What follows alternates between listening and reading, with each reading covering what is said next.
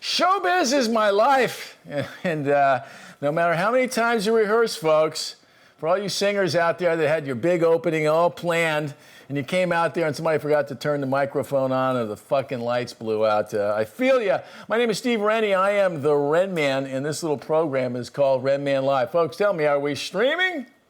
Is it streaming? Go check it out, man. I think we're ready to go. We are streaming. We are streaming. That voice you hear, we're going to introduce you to in a moment here. Thanks, Joe. He's being a real manager already. For you folks that might have just stumbled upon us and wonder, who is this old freaking guy? My name is Steve Rennie. I'm the Renman. I'm a longtime music professional. Now, spending my time trying to help this next generation of artists and music professionals find their way around this wacky music business. And we do it with this little show called Renman Live, where I attempt to introduce you to and give you a chance to chat and network with some of the smartest, most talented people in the music business. And we've had quite a few so far. We're going to have another one here today. You know, we talk a lot about this idea of networking when you're just getting started in the music, but even if you've been around as long as I have. My son, Matt Rennie, who's quite the networker himself, met a young gentleman at a recent EDM festival down in San Diego, California. And so I was in my office one day recently, and my son poked his head in and said, I want you to meet my friend Joey from Chicago. And we had a great time talking about the business, and so I come to find, doing a little homework, that Joey Papoutsis is the manager of one of the hottest new electronic acts out there in the business today, called Louis the Child, and manages a couple other acts. He started a management company. And so I thought it'd be fun to talk with him today because, as we were discussing this morning, if you want to do something big in the music business, you got to have a great attitude. And my attitude is called fuck the gatekeepers, make something happen, because God knows you'll have plenty of obstacles along the way. So on take two, Joey, you ready? I'd like to introduce my friend, Mr. Joey Papoutsis, whose company, Prospect Artists in Chicago, is making some big things happen. I wanted you to talk with him here today. Ladies and gentlemen, would you please welcome Joey P. from Chicago. There he is. All right. Everything working out there, folks? You working? All right. Love that. Let me see if I can get us in the screen together. Whoops, now I'm not in there. Oh, God, this is all fun stuff. Hey, Joey, first of all, I want to thank you for joining me on the show today and taking the time to be here. You know, I've asked everybody on the show the same question. Let me see if I can get us in the same screen. No, it's not going to work today. All right.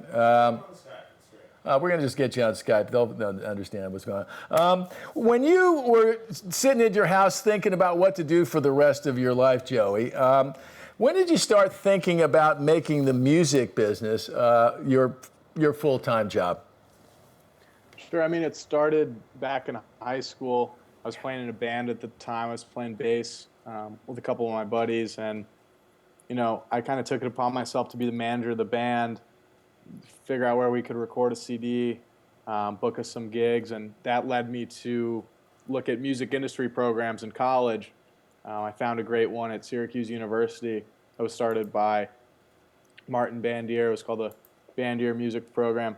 And so I went to Syracuse as an undergrad. I was fortunate and got some great internships and experiences, and then started managing Louis the Child out of my senior year apartment on Comstock Avenue. Gotta love it. Joey, your parents, you know, must have told you that there was an easier way to make a buck than the music business. Did you take their advice at all? You know, I took some advice, definitely. I mean, I actually, when I came out of school, I was managing Louis the Child. They were a much smaller act at the time, and my parents were kind of, you know, setting me up for life after music and what if it doesn't work out. So they encouraged me to apply to law school, and the idea was to get into entertainment law, but it would also be a good fallback plan in case, you know, the music scene didn't work out. And then by my second year of law school, Louis started getting booked for some of the bigger music festivals around the country, such as Coachella, Lollapalooza, and that's kind of when I saw a tipping point of this thing's got momentum, and I'm just gonna, you know, focus all my time on this. And I switched my focus from wanting to be an entertainment lawyer to wanting to do artist management full time. Well, it's funny. There are lots of lawyers that have turned managers, record execs, and so forth. So I think the experience you get and the thought process you learn from going through legal training is actually great stuff. You mentioned something when we spoke last week, and that I wanted to talk about a little bit more. You know, so many folks out there today have an ability to go out and, quote, study the music business, right? And you went, as you mentioned, to Syracuse University, where they had one of the top music programs sponsored by a guy by the name of Marty Bandier, who I've had a chance to know Marty for a few years, and I won't waste all my Marty Bandier stories. I'll wait till we get together, but I've got some good ones. When you were studying music at Syracuse, what were the parts of that? Were there any things that, as part of that program, that really stuck out for you that you think will actually help you in your music biz career? Sure. I mean, I think the most valuable part of that program was kind of the network it gave you and the opportunities to intern. I mean, I spent a summer interning at Sony ATV in Manhattan. I spent a How'd you get that gig, if you don't mind me interrupting? Because I know everybody's going, well, how'd you get that gig? Sure. So, I mean, it was just asking my professors and other students who had who'd completed internships at Sony ATV, and just asking around, asked for a lead, and someone, passed along an email address. I submitted my resume and found myself spending a summer in Manhattan. And I suspect it didn't hurt that Mr. Bandier runs the joint over there. I love the fact that, Marty Bandier, for you folks that know him, he's always been very generous with his time and opportunity. And I love the fact that going to the Bandier School doesn't hurt you when it comes to Sony ATV music. What'd you learn over there working at a publisher?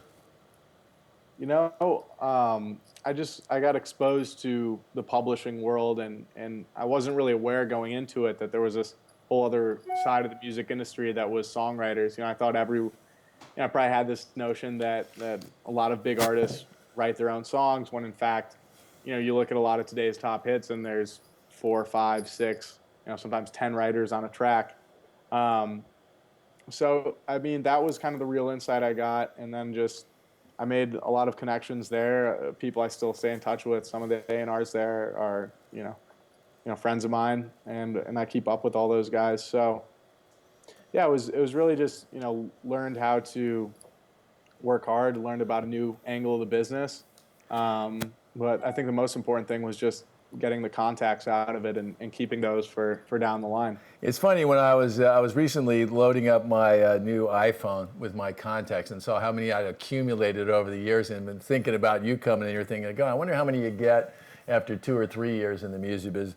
The punchline is as many as you can get, and working in a big place like that is awesome stuff. And for all you folks out there that are watching today, publishing is like one of the most misunderstood part of the business, but one of the most important. It's really where all the money is long term. So great stuff there. You also mentioned that you got a gig working at Mitchell Silberberg at a big time law firm, which has lots of arms and legs in the music and entertainment business. How'd that one come about? Sure. Yeah, I mean, I also spent a semester in Los Angeles interning at Mitchell Silberberg and Nupp for an attorney named Eric German, who did a ton of hard rock, active rock stuff at the firm. And that, Eric was such a great mentor for me. He was the guy who really kind of got me to consider applying to law school and working and trying to go after in a career in entertainment law. So that was a really invaluable experience. I went out with him a ton on the Sunset Strip and hung out with his bands, and I thought it was so cool that you could be an attorney but also hang out with all these rock bands and negotiate deals for them. So that's what got me hooked on the idea of being an entertainment lawyer. You mentioned something that's a key word. I was very lucky early in my career to have some great mentors. And sometimes you can't plan for it, but I love hearing those stories. As you were talking, I was just here smiling, just sitting there thinking, that's how it really works in this business. If you find some people that care about you, it makes a huge, huge difference. All right, enough about your background, Joey. Nobody cares about that. They want to hear about your act, Louis the Child, in Wheathen, and forgive me, the third band again I'm blanking on. Win and Woo. Win and Woo. Let's talk about Louis the Child. 2 young teenagers from Chicago. One of them, I understand, went to USC. Fight on. Who was the guy from USC? That was Robbie. Robbie? Spent a year, yeah. Robbie's, I've seen Robbie. He's too small. Robbie, I could send you that. Fuck the Gatekeepers fight on. I hope he's still a Trojan at heart. Yeah, he'd love that. You know, everybody, the easiest job in the world, Joey, to get on paper is to be a manager, right? You don't have any qualifications. You say, I'm a fucking manager. But it does require that at some point you actually get an act, and you got your hands on a good one early on. How did you find Louis the Child, or did they find you? Tell us. Sure. So I credit my younger brother, Andrew. He was in school at the Louis the Child guys. I was a second semester senior at the time at Syracuse. Had no idea what I was going to do post-graduation. I was interested in law school, but didn't really have any kind of job lined up. And the one thing I noticed about all the kind of success stories that came out of the music industry program at Syracuse is that these were guys who tended to take the entrepreneurial route and, make it happen for themselves as opposed to, going and trying to get an assistant job somewhere. And Andrew, my younger brother, started sending me all these links to demos from two of his high school buddies named Louis the Child. Guys were 15 and 16 years old at the time, and I thought it was good music. So I sent it to some of my friends who were working in electronic.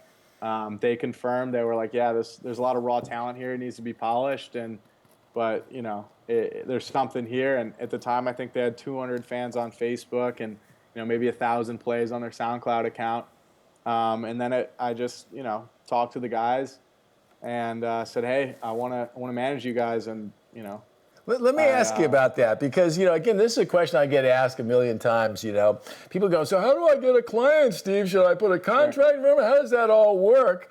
And the biggest problem, I think, for a lot of young people that are starting in the business is that if you look at the top managers in the business, typically they have a lot of experience and they're broad experience. They've worked in 2 or 3 different areas of the business. I saw one of my friends, Jim Garino, the other night at a dinner, and he was a concert promoter. He was a record exec before he became a manager, How did you convince the band that you were the guy, being as young as you are, although I guess if they're 15 and 16, you probably look like an old fuck there, Joey.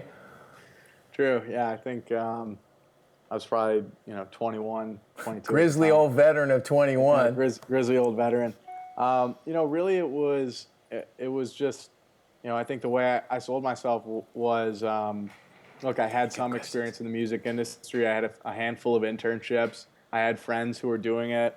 I knew some people, so I had a general idea and kind of strategy of what I wanted to do with them and how I wanted to get their music exposed.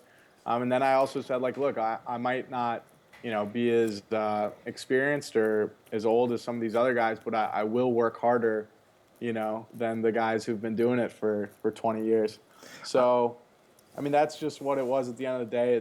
It was just a lot of hustle and putting out a strategy for, every single release we put out and really, making sure we executed on it. And, we were sending hundreds and hundreds of emails every time we put out a track and just kind of built momentum. I want to talk to you about that. You mentioned some things here that I listened to, right? You were the kind of guy that admitted, I may not know everything, but I'm going to work hard, right? So many of the young folks I meet, and this is not meant to be a knock, it's a positive criticism here, are afraid to say what they don't know, right? And just talking to you today reminds me of a conversation I had 2 or 3 years ago with a young manager named Nicky Berger, who you and I talked about, had a similar story. And the thing that was striking about him, this thing that's striking about the great young managers from my perspective is their willingness to say, I don't know, follow very quickly, but I'm going to figure it out or I'm going to work harder. So kudos to you for that, Mr. Papoutsis.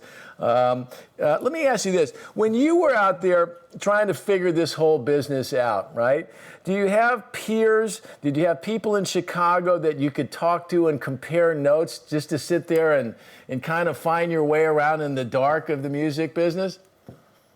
Absolutely. I had some fellow music managers at Syracuse, guys who were, had their own clients that were, becoming successful and playing music festivals and this and that. So started with those guys and just asking, hey, how do you, release a song for free on the internet? How do you drive traffic to your band's page, and how do you grow social accounts?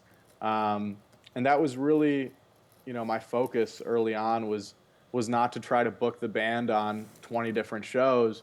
It was to try to get 1,000,000 hits on a song. And I think that strategy is what kind of put us ahead. It's the interesting part about, from my perspective, I was always a rock guy, right? And which was a little bit different path. The thing that's striking to me about the EDM world and you becoming an entrepreneur, that whole world seems so, entrepreneurial, right? And that people can get in business and get a long way DIY. And I sometimes think I wish I could have come back 30 years earlier or later, one of the two. You mentioned, though, that you didn't book the band in concerts and so forth. That, I think, is an interesting decision because the live business is becoming a bigger part of your world, I suspect, these days, Sure. right?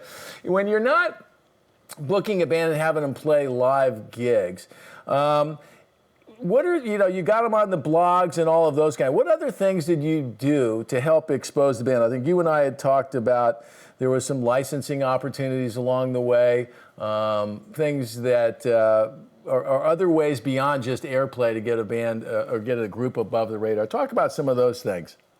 Sure. I mean, to dive into it, there's this great site called Hype Machine, hypem.com.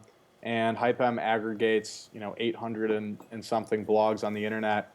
It creates kind of like a top 10 list of what's buzzing. And if the only way to get into the Hype Machine system, it's, for those who haven't heard of Hype Machine, it's kind of like a Reddit for music. You have to be posted by one of the 800 something Hype Machine blogs.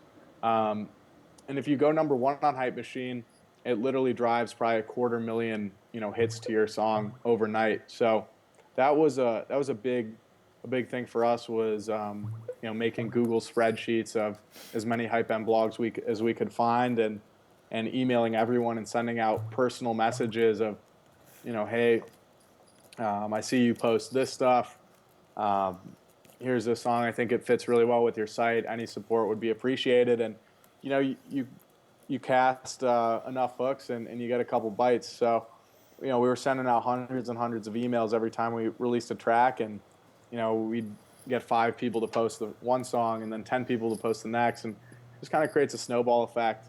So that was a big thing. I mean, we certainly did along the way play a music festival here or there and network with some promoters. That was great. But it was really the Hype Machine thing, and then also finding other larger artists to support the song and repost, and just asking politely and it's funny you say again, not to interrupt, but again, I'm just you have to pardon the shit-eating grin on my face, folks, because what's fun for me is you find out that with people that are winning in the music business, doesn't matter whether they're 26 or 61, you do your homework, my friend. It sounds like.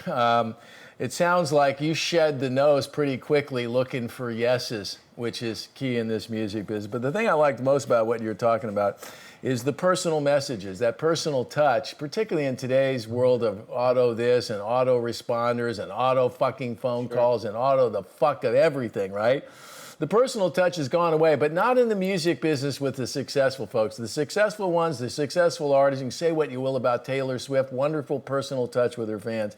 And that's something, folks out there, if you're watching today, don't underestimate the power of just a quick note to thank you for listening to my band, booking my band, or whatever. I want to talk a little bit more about how you got this band. I wrote down one of your quotes the other day, from zero to buzz. And I love quotes. I'm going to steal that from you officially, Joey, with everybody watching. Zero to buzz.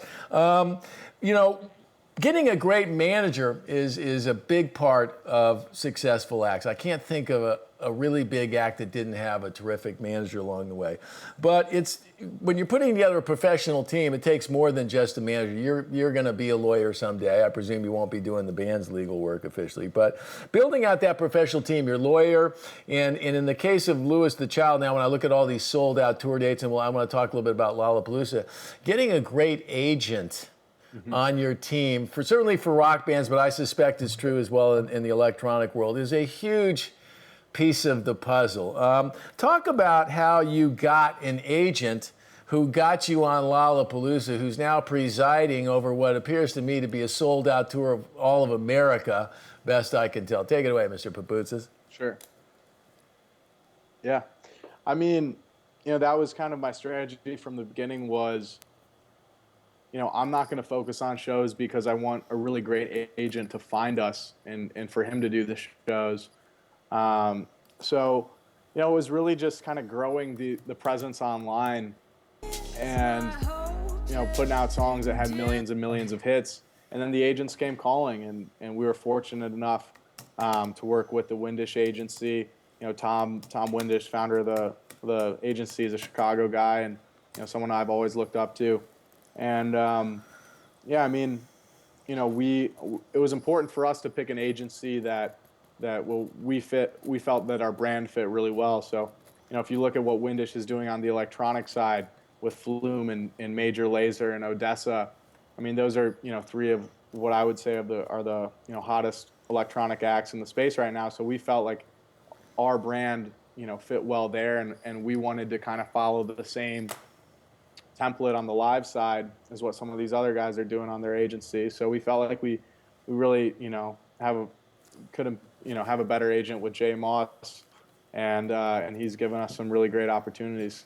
Well, Windish, I forgot that the Windish was from the Windy City, and we had him on the show, folks. We'll post some links when we're done, because I know that some of your folks here are watching this show for the first time, and they seem to be a quiet bunch, all you folks out there, They've obviously they didn't see the first part. Maybe I didn't get it on our side. You don't ask, you don't get. Everybody's just going to be a bystander. It makes it easier for guys like you, Joey, when everybody else just wants to be on the sideline clapping. Great. Well, hopefully we'll get some questions out there. Tom Windish, good man. We'll check out his interview here on Renman Live. It's good stuff. Let me see what else I have on here. Joey, people ask me all the time, so Steve, what's a manager do? Describe what a manager does. And I'm always interested to hear what other managers, how they would describe the gig. You're still young and youthful. I see lots of hair on your head, Joey, no lines in your forehead. So talk to me, tell the folks, or tell me, how would you describe the role of a manager? Oh, we're breaking up here. Joey, don't go away. You there? Did we lose Joey? Oh, God. All right, let's see. Yeah, I can. Oh, there you are. You're back again. Sorry. Did you hear all that? We kind of got, somehow the connection went loopy there. I think we're good. Yeah. I missed it. It got glitchy, but you're back now. So if you could just repeat the question. All right. Well, here's what I was saying is that one of the questions I get asked frequently when I'm out with buddies or anywhere, they ask me, so what is it a manager does? And there's no real job description for it. So whenever I meet a young manager, I'm always interested to hear how they would describe what it is a manager does. So I'll ask you the question I've been asked a million times. So Joey, what does a manager do?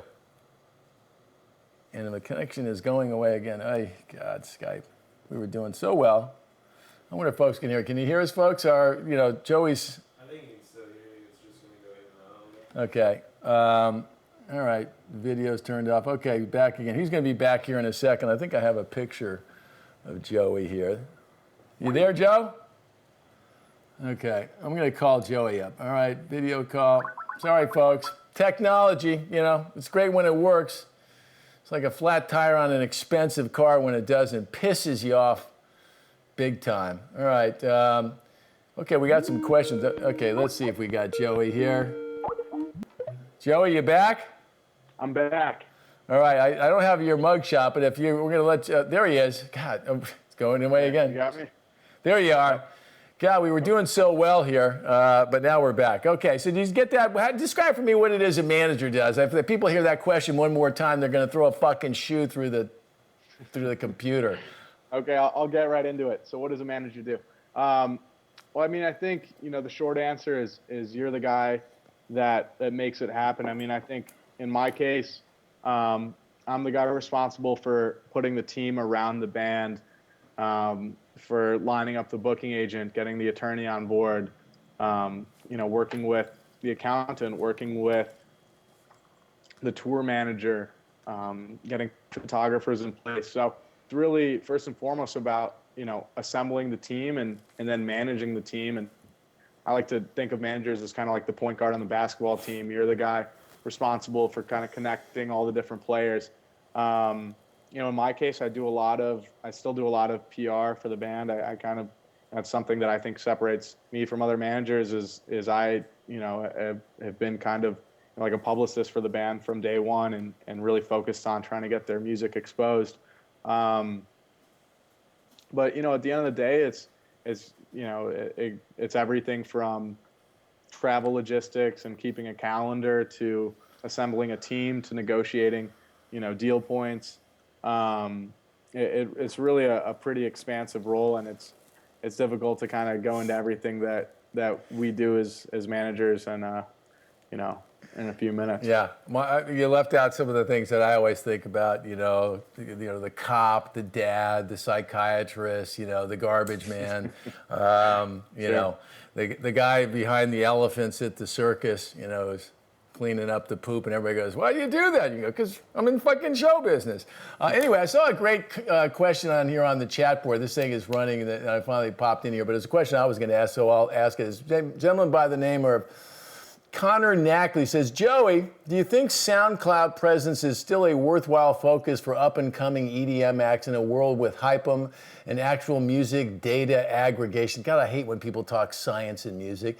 Sure. Do you see SoundCloud's platform changing to cater toward their initial community bases? Is it worth it in its current state to continue expenses and efforts to promote on SoundCloud and play the curator repost game?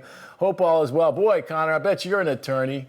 That's a great question. Sorry. That's a great question. Okay, fire away. Sorry, I'm just picking on you a little bit, Connor. Take it away, Joey. Sure. So, it's a little genre specific, but I love the question. So thanks for chiming in, Connor. But the short answer is I do absolutely think it's still a critical platform for electronic music. You talk about it being with Hype Machine and this and that. Well, Hype Machine really, to my knowledge, just aggregates SoundCloud links. So if you're doing like a Spotify only release, it's difficult to get in the Hype Machine system. So I think it's critical for the blog world. I also think there's a unique thing to SoundCloud compared to other, sound music streaming services, in that artists can repost other people's music, right? So, on Spotify doesn't have a function like that. So, in addition to like sending out to a bunch of different blogs, when we put out a song, we're also tagging a lot of our artist friends and asking for them to support it on the platform. And, being able to upload a song, the day you make it to SoundCloud and reach 1 million people is still something that's completely unique for the platform. It doesn't really exist on Spotify and iTunes. The Spotify and iTunes are platforms where you need to give a song lead time, sometimes several weeks from when you make the song till you put it out. So SoundCloud still has that instant feel.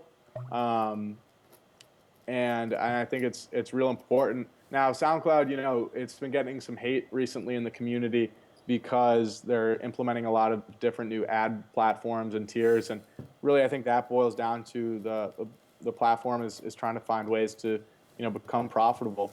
And so I totally respect them for that. I have, some contacts at SoundCloud, and they're very kind of responsive to feedback.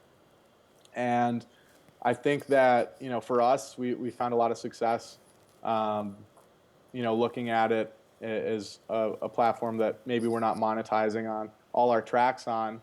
But that's kind of the beauty of it, is like putting up a remix and having no ads and no friction and just letting it, get 1 million plays and doing it for the purposes of exposure. Let me ask you a question that kind of dovetails with it. And it's another thing that comes up all the time. You mentioned Spotify for a minute, and let's throw in iTunes and all of the streaming services out there. So often I'll get artists that tell me, I'm not going to put it on Spotify, I'm not going to put it here because I'm getting fucked by those people, and so forth and so on. If I had to ask you, you're a young guy in the business, with regard to streaming services and getting heard. If I ask you what the greater risk was, getting screwed by a record label or Spotify or SoundCloud, or not being heard at all, what would you say, Joey? I mean, it's always I think a case by case basis. If you upload are you talking about like uploading infringing material, basically? No, not talking about infringing material. I'm talking about artists that make their own music, original music, right? And then start limiting the places they put it out there. I understand it from some of the old guys, the Beatles, Sure. because they came from a different world. But with artists that are just starting today, I find so many artists are worried about getting screwed before they ever get heard, that it just puts them in a bad place. And so I'm always interested when I talk to young folks like yourself to get a perspective of somebody who grew up in the digital age that didn't have any of the same baggage that maybe Pink Floyd or the Sure. Stones or the Beatles or some of the acts I listen to. Thoughts? Yeah, I mean, so like in our case, I'm a fan of just having the music on every platform. I'm not as big of a fan as maybe doing an exclusive release on a certain platform, because I think that Spotify, Apple Music, Tidal, iTunes, like there's different people use different platforms exclusively. So why would you kind of limit your reach and segment an entire audience out of potentially hearing your song? So yeah, I'm definitely a proponent of just letting the song get out everywhere. Having it on all the different mediums and distribution services, and using all the streaming platforms, as opposed to maybe doing exclusive here or something like that. Yeah, I think it's the right attitude. And as bands get bigger, things change for everybody. There's a couple other Sure. questions I saw in the comments here. As I'm getting used to Facebook Live, I see these comments only go 4 at a time on my screen. So there was a question here from one of our longtime members, a manager, label person himself, Don Borza. He wants to know, how much effort does Joey put into the videos for the band or not? The visuals, you got the great music. People want, my first question is, what do they look like, right? How do you get involved with the visuals, Joey? Sure. I mean, I think for our band specifically, there's like 2 different video aspects. One is our music videos that we've worked with labels to produce, and then the other is the visuals that go up on the LED walls at our performances. I mean, we spend a lot of time and energy and resources into creating custom animated content for our live sets that kind of coincides with the music being played. So on the live side, I'm pretty heavily involved in kind of working with the band to give direction to the animators to make the content for our LED screens. But when it comes to the music videos, I'm more of kind of like an overseer. I'll review treatments, send those music video treatments to the band, have a discussion with them, pick a treatment out, and then we kind of trust the director and the producer of the video to execute it. And I'm not a music video director. I'm not a video producer. I don't pretend to be one. So I just kind of let the experts do their thing and help the band try to pick out a treatment that makes sense.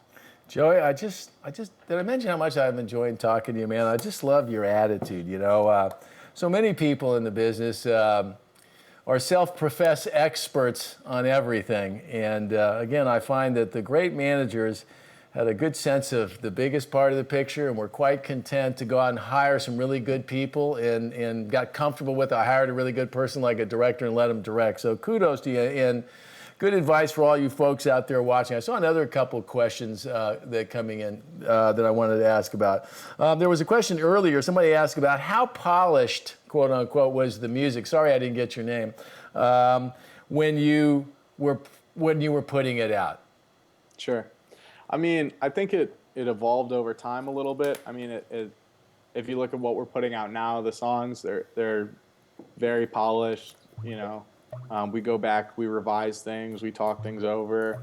The guys, the Lewis Child guys really kind of mix and master everything themselves, but it's certainly, back and forth about, hey, maybe try this thing or that thing, or having a conversation with the featured, vocalist or whatever. But if you go back to like our early stuff, there's probably 20 remixes that you can't find on SoundCloud right now, that were very instrumental in helping us like build our fan base, and that stuff was definitely a little more kind of raw and gritty, and we just got the track done and put it out. So I'd say it evolved over time, especially getting into our original content. But I think when you're talking about putting out a free remix, that's just, you're gonna give away downloads and try to grow a following. Just make sure it's a good track and that people are into it, and don't worry about spending 3 months perfecting a track that's going to be given away for free. So good advice there, folks. Can I ask an insider question? I mean, when your guys were starting, were they producing most of this stuff? Was it the bedroom producer scenario? You're not spending tons of money. It's a great idea. It's a triumph, I like to say, of imagination over budget. Fair comment? Sure. I mean, absolutely. I think, we started working out of studios was something that's probably, I mean, it's more recent for us than maybe other groups. I mean, I would say before we were putting out original content, it was definitely like the guys were working out of, like an office in one of their places with monitors and a keyboard. But I think that's just kind of typical of the genre more than like typical of our band, because when you look at electronic music, you really just need a pair of monitors and a MIDI keyboard, and you can make tracks. So we kind of started off as bedroom producers, quote unquote, and then as the band's evolved and gotten bigger, we've really been using studios, writing sessions, working with all different artists, and kind of taking a more pro studio approach to things. Well, it's all part of the process, folks. As you move further up the food chain, you get a better seat at the table. You fly in nicer car, or drive in nicer cars, stay in nicer hotels and the whole like, and it's part of your reward for getting it right here. We had another question in here. Actually, it wasn't a question. It was a review from Connor Knackley about you. He said, Joey, laying down the real knowledge. Folks, feel free to put in your reviews in there, but be gentle. Okay, I'm very sensitive. Let's see. I don't want to keep you all night here, Joey. Let's see what else. I want to talk a little bit about this idea of networking a little bit. There's quite a scene going on down there in Chicago. One of my favorites, Chance the Rapper, who I bought one of his T-shirts, a while back. Do you hang with those folks? Do you talk? Do you guys compare notes from time to time now that you're having some success versus just doing homework? Sure. I mean, I know Chance's manager, Pat, pretty well. He's a great guy, great team. I mean, I couldn't be more proud of all the success those guys have brought in, and their approach to everything is just super, professional, and they totally deserve it. I can't say I know, Chance personally. I've maybe met him in passing one or two times, but I absolutely, I bounce ideas off of Pat all the time, just like I do, with any other manager that I'm friends with. It's just kind of part of the process is, developing friends, friends in the management side, and bouncing ideas off them, because, if you look at Chance specifically, like Pat has been, I don't even know what tour they're on this fall, but he's done it several times. And if you look at my band, Lewis the Child, this is our first time kind of driving from city to city in a Sprinter van with production gear in the back. So, it's always helpful to bounce ideas off someone who's done it. Well, I'll say this, and the Cubs are our most recent evidence. There's something going on there in the Windy City. There's a lot of entrepreneurs and a lot of folks that are saying, fuck it, I'm doing it my way. And what I love about what you guys do, and what I love about Chance the Rapper, is how far these folks have gotten outside the mainstream of the business. It's a much better, kinder, gentler version of what just happened in our election here, where people are just saying, hey, we're doing it our way. And some things are happening that if you'd asked me 5-10 years ago, I would have said, that's just not fucking possible. So it's good to see. I want to end up on the tour, because I love touring. I don't know if you've noticed yet, Joey, you play the gig, you get paid. You get a record deal, you get paid twice a year. Even if you know Marty Bandier at Sony ATV, how many times you get paid a year, Joey? Twice a year. Twice a year, deals are all the same. That's 4 checks, folks. Joey, I like getting those checks every night. Let's talk about the touring. You got a great agent. You've built some buzz online. You've had some hits. You know, this Chainsmokers things. One of your guys wrote that song. You're out there. First tour, you say, for the guys across America. Usually that's an eye-opener because you're playing your first tour to nobody. You're playing to the bartender and 3 surly freaking waitresses that don't have anybody to serve a drink to. You guys are doing a sold-out tour. Talk about how you selected the venues. I think that's one of the most important elements. Talk about how you set the ticket price to those events, and then talk a little bit about the show you deliver once those folks get there. And I'm going to come and see your boys in action on, what is it, December 19th out here, or 9th or something? I got it in the calendar. Yeah, it's December 9th and 10th. We have 2 sold-out shows at the Fonda. Gonna be some great ones. But yeah, to talk kind of general touring strategy, this is something I'm trying to, implement with my other artists also. We started out, if you look at like Louis Child's kind of touring history, we started out just going, support, support, support. And we were really fortunate to get on tours with Madeon and the Chainsmokers and Big Gigantic last spring. And so these were all, acts that had really big, hard ticket followings. They were drawing, thousands of people whenever they came to town. And so my guys were fortunate to get opportunities and ride the bus, with these really big rock stars and kind of like learn their work ethic and what they're putting into shows. And so it was support, support, support really all of last year. And then we had this summer where we just played as many music festivals as possible. So, I was the tour manager, quote unquote, for the guys this summer, learned a whole lot doing that. And so I just, we were doing like sometimes 3-4 festivals a week, fly in, fly out to everyone. And then we used kind of that festival buzz and hoped that it would translate into people wanting to come out to our shows in major markets. And we kind of intentionally went into rooms where we felt confident that we'd get a sellout. So, our agent did a great job and kind of like giving us a rough framework of this is what I want to do. This is why I want to do these rooms. And I think you're going to sell out. I think we're going to have a good shot if the music's buzzing to sell out a lot of these rooms. So we announced the tour.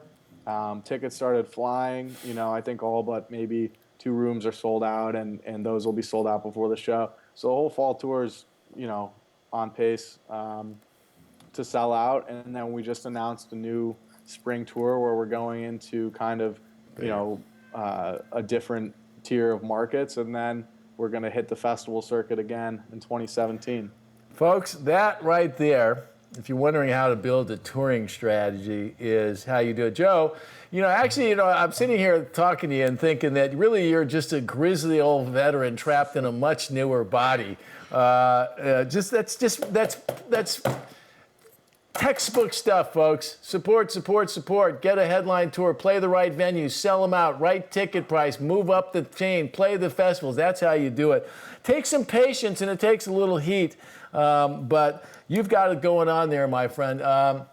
One final question here from Ben Moore. Folks, I'm sorry we're not going to get to all these. This is our very first time doing it on Facebook Live, so...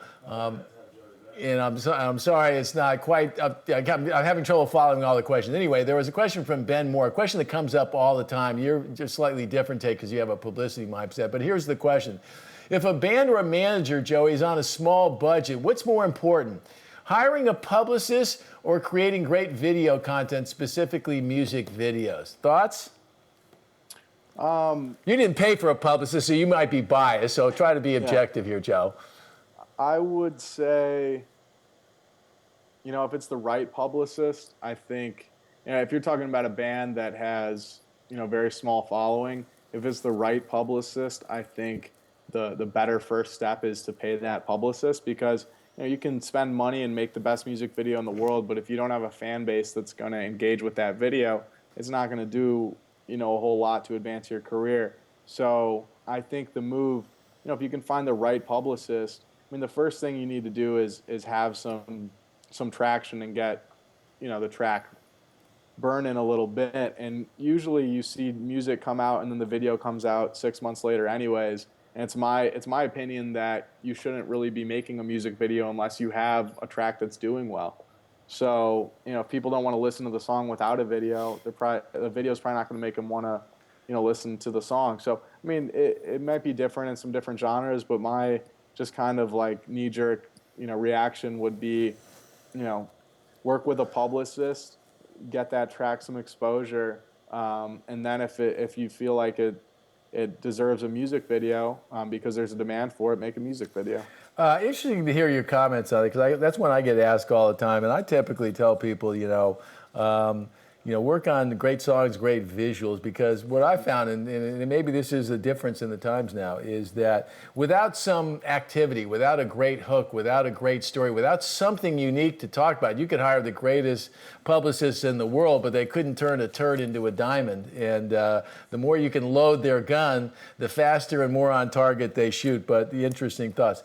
Joey, it's about 6 o'clock, and I don't want to keep you all night. I want to thank you for taking the time to join us here today. I think it's so important that if you're trying to learn about the music business, that you get a chance to meet the people that are doing it. It's easy to dream about doing something big in the music business, a lot tougher and dirtier to actually make it happen. And so I've always loved talking to the doers, and I'm stoked to see that we're turning over the music businesses to some grizzly young veterans with much newer suits. So anyway, Joey, thank you for joining us. Any final thoughts, any advice you might give to the next Joey Papoutsis? Sure. I mean, I guess my advice would be don't wait for someone to hand you an opportunity. Make it happen for yourself. I mean, I really, just saw an opportunity and hustled and worked and, built something out of nothing. And I don't, anyone watching, to get started as an artist manager, you need a laptop and a cell phone. That's about it. So. And Joey left out balls of steel. Yeah, I've been managing acts out of the law school library, and you can do the same. So I think it's just get going. And I think even if you want to work at a big talent agency or for a record label, like if you start your own blog or